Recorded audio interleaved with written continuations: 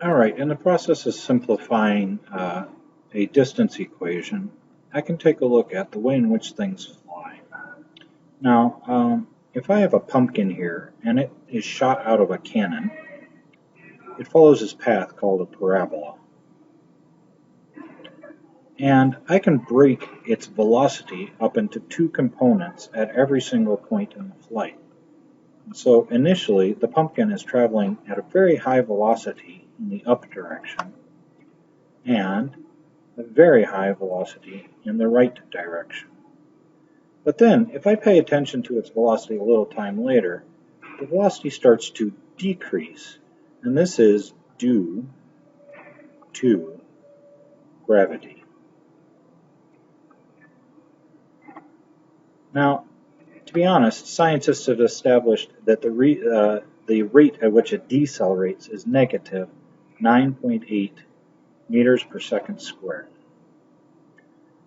But in the x-axis, scientists have found that the velocity does not change that much. It continues at the same rate in the right direction as it always had. And Newton came up with a law that explained this, and it's called Newton's first law. It's called the law of inertia.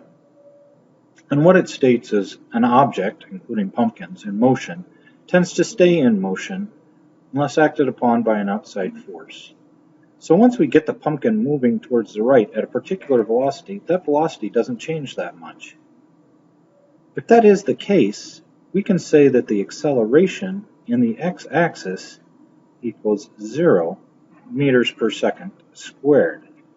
And once again, that's due to Newton's first law of inertia. Now I know something about the y-axis. I know that acceleration in the y-axis equals negative 9.8 meters per second squared.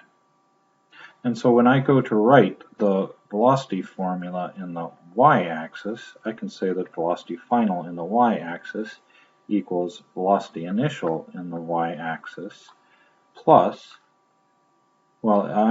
minus